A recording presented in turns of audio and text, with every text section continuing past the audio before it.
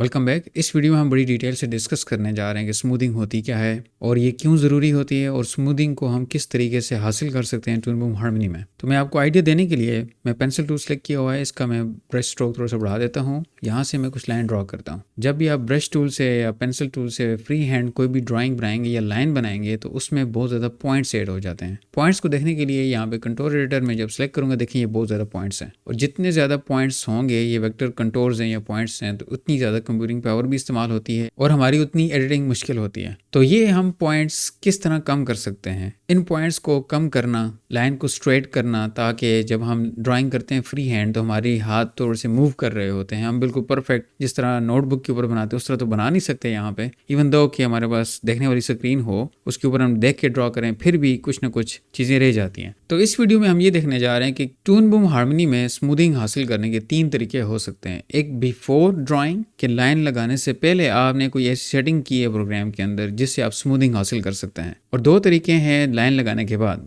आपने कोई ड्राइंग बना दी, बनाने के बाद एक तरीका है ऑटोमेटिक कि आप उस लाइन को सिलेक्ट करें तो प्रोग्राम खुद ब खुद उसके अंदर जितने भी पॉइंट्स है कम ज़्यादा कर देगा, स्मूथ कर देगा उसको। और एक तरीका है मैनुअल। मैनुअल में ये होता है कि आप अपनी मर्जी से जिस हिस्से में स्मूथिंग करना चाहते हैं सिर्फ उस पे ही अब स्मूथिंग अप्लाई होती है। तो ये सारे ऑप्शंस यहाँ पे अवेलेबल हैं। तो हम पहले देख लेते हैं बिफोर ड्राइंग कि बिफोर ड्राइंग कौन से ऑप्शंस हमारे पास अवेलेबल होते हैं। ये सारा सेलेक्ट करके मैं डिलीट कर देता हूँ। अगर आप ब्रश से ड्राइंग बनाते हैं या पेंसिल से बनाते हैं या अगेन यहाँ पे और ऑप्शंस भी हैं लाइन वगैरह, तो हर टूल के साथ आपको स्मूथिंग का ऑप्शन भी दिया जाता है। फॉर एग्जांपल ये ब्रश टूल मैंने लिया तो यहाँ पे स्मूथिंग का ऑप्शन कहाँ पे है, जोन से भी आपका ब्रश है उसकी एडवांस सेटिंग में यहाँ पे जाएंगे। हम पहले आपको थोड़ा सा बता चुका हूँ। तो यहाँ पे ये ऑप्शन है स्मूथिंग का। यहाँ पे 2 तरह की स्मूथिंग है, एक सेंटर लाइन स्मूथिंग और है कंटोर स्मूथिंग। पहले मैं स्मूथिंग को छेड़े बगैर लाइन लगाता हूँ ताकि आपको आइडिया हो जाए। मैंने जो डिफॉल्ट जो भी सेटिंग थी वो उसके साथ लगाई है। अभी मैं सेंटर लाइन स्मूथिंग को 100% किया है, इसके साथ दोबारा लाइन लगाई है और देखें ये कैसे जो है स्मूथ हो चुकी है।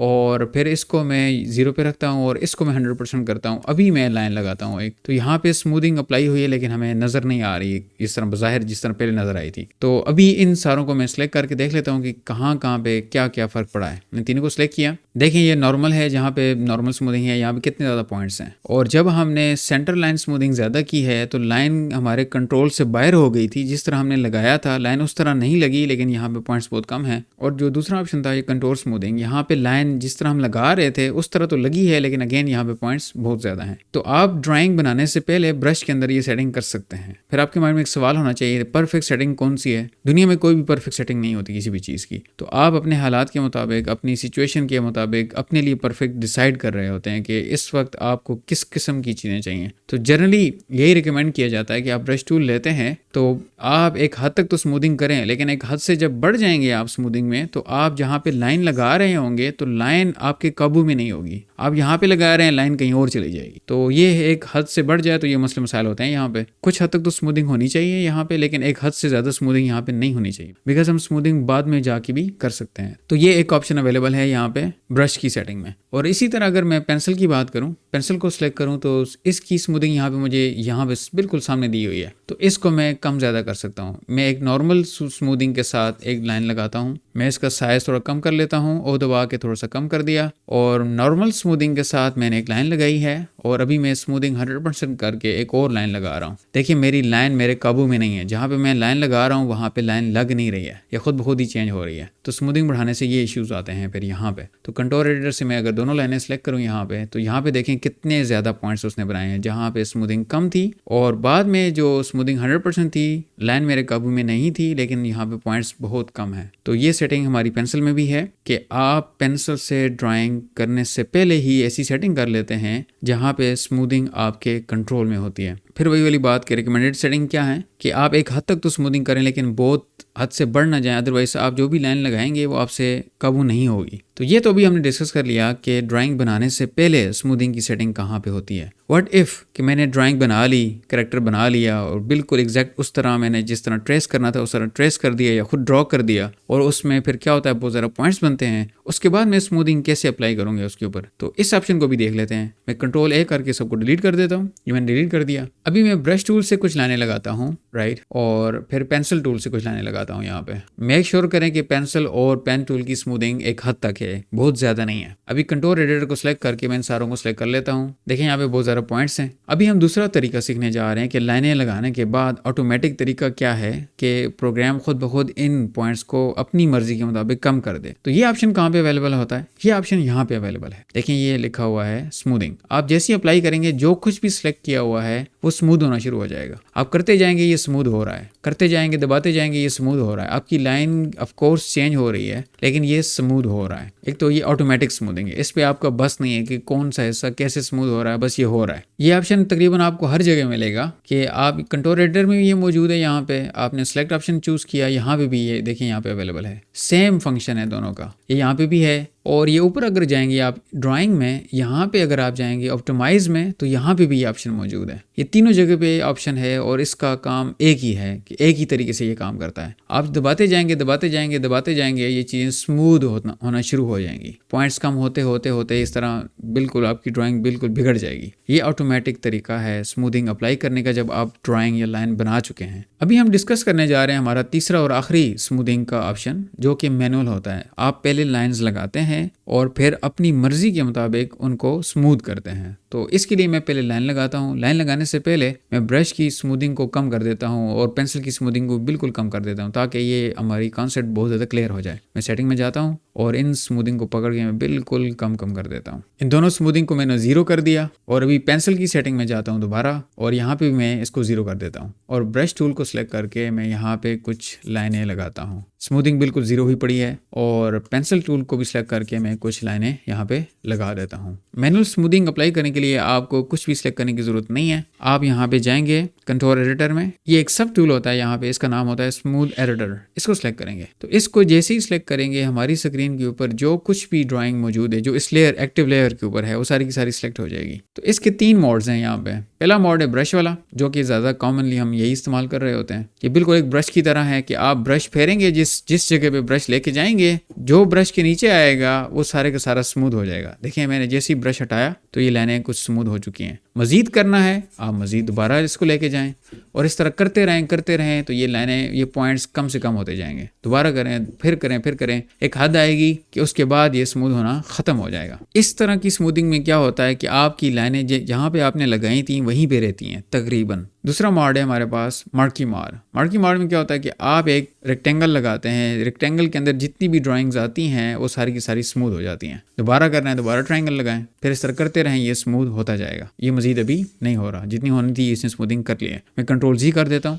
और फिर तीसरा मोड होता है हमारे पास लेसो वाला। आपको आइडिया है लेसो का कि आप किसी भी शेप के गिर्द एक दायरा सा लगाएंगे, उस दायरे में जो कुछ आएगा जितने पॉइंट्स आएंगे वो सारे के सारे ऑटोमेटिकली स्मूथ हो जाएंगे। दोबारा करना है तो दोबारा लाइन लगाएंगे तो ये दोबारा भी स्मूथ होके आ चुकी है। तो ये 3 मोड्स पे काम कर रहा होता है। हम जनरली ब्रश मोड को ही प्रेफर कर रहे होते हैं। ब्रश मोड का ये फायदा है कि आप अपनी मर्जी से इसका साइज कम बड़ा कर सकते हैं। ओ की दबाएंगे तो ये देखें साइज कम बड़ा हो रहा है, उसी तरह जिस तरह ब्रश का होता है। ये मैंने ब्रश बड़ा कर दिया और जिसको भी मैंने स्मूथ करना है उसको यहाँ पे हाईलाइट किया और छोड़ा। जैसे ही छोड़ूंगा सारी चीज़ें स्मूथ होके मेरे पास आ जाएंगी और ये मैनुअल तरीका है। मैं कंट्रोल जी दोबारा कर देता हूँ। ये यहाँ पे 3 मोड्स हैं। ब्रश वाला मोड ज़्यादातर लोग इस्तेमाल कर रहे होते हैं। फिर हमारे पास ये नेक्स्ट बटन है। इसका मकसद ये होता है कि ये जो पॉइंट्स हमें नज़र आ रहे हैं इनको ऑन और ऑफ करना। जैसे ये देखें बाय डिफ़ॉल्ट ये ऑन हुआ पड़ा है, मैं जैसे ही दबाऊंगा पॉइंट्स यहाँ पे स्क्रीन पे गायब होंगे। पॉइंट्स गायब होंगे लेकिन स्मूथिंग फिर भी हो रही होगी। मैंने इसके ऊपर अप्लाई किया, जब पॉइंट्स दोबारा ऑन करूंगा देखें स्मूथिंग हो चुकी है। यहाँ पे मैं कंट्रोल जी कर देता हूँ दोबारा, देखें पॉइंट्स फिर वापस आ गए। इस बटन का मकसद यही है कि आप इन पॉइंट्स को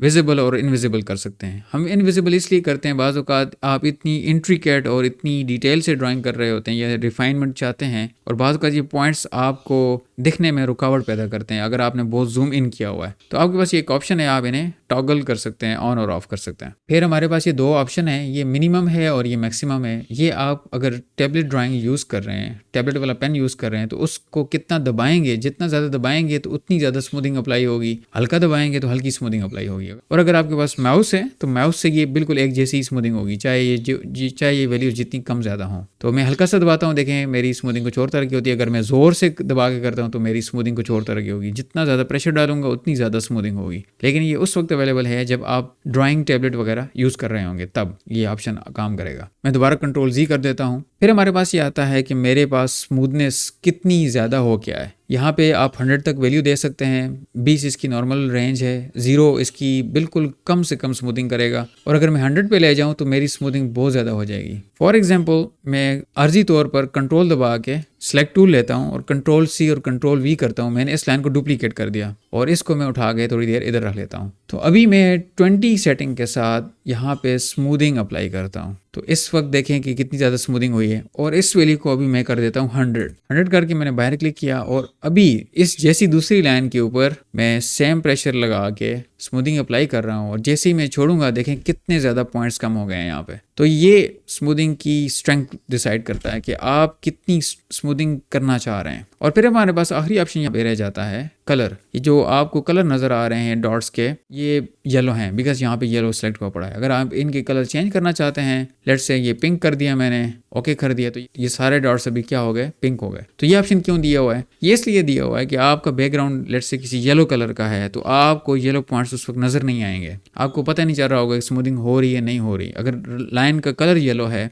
आपको नजर नहीं आएगा। तो इस वजह से यहाँ पे ऑप्शन दिए हुए हैं कि आप अपनी मर्जी से उसी वक्त यहाँ पे कलर चेंज कर सकते हैं। डिफॉल्ट येलो है, मैं येलो ही इसको छोड़ दिया, ओके कर दिया। अगर इस वीडियो को हम सम अप करें कि हमने इस वीडियो में क्या देखा, हमने स्मूथिंग के तरीके देखे। हमारे पास 2 तरीके हैं मेन स्मूथिंग करने के, कि आप ब्रश या पेंसिल की सेटिंग पहले ही कर देते हैं, स्मूथिंग हाई कम कर सकते हैं। आपकी स्मूथिंग आप ड्राइंग बनाते जाएंगे, स्मूथिंग अप्लाई होती जाएगी। तो पेंसिल और पेन की सेटिंग में जाकर स्मूथिंग हाई करना रिकमेंड नहीं करते लोग, बिकॉज आपकी लाइन, आपकी ड्राइंग आपके काबू में नहीं होती जब आप बना रहे होते हैं। फिर दूसरा ऑप्शन हमने देखा कि प्रोग्राम के अंदर ऑटोमेटिक स्मूथिंग के ऑप्शन अवेलेबल होते हैं। यहाँ मेनू में भी होता है और इन 2 टूल्स की सेटिंग में भी यहाँ पे ऑप्शन होता है। ये ऑटोमेटिक होता है, आप कोई लाइन सेलेक्ट करेंगे तो ये यहाँ पे अवेलेबल हो जाएगा। ये ऑटोमेटिक प्रोसेस है, आप इसको कंट्रोल नहीं कर सकते। और फिर सबसे ज़्यादा डिटेल वाला जो ऑप्शन अवेलेबल है वो यहाँ पे जाके स्मूथ एडिटर की सूरत में अवेलेबल है। ये हमने देख लिया है कि इसमें आप अपनी मर्जी के जिस हिस्से को आप स्मूथ करना चाहते हैं आप उसको सेलेक्ट करेंगे, वो सिर्फ वही वाला हिस्सा स्मूथ होके आ जाएगा। तो इस वीडियो में हम ये तीनों तरीके डिटेल से डिस्कस कर चुके हैं। तो मिलते हैं नेक्स्ट वीडियो में किसी और टॉपिक के साथ। See you in the next video.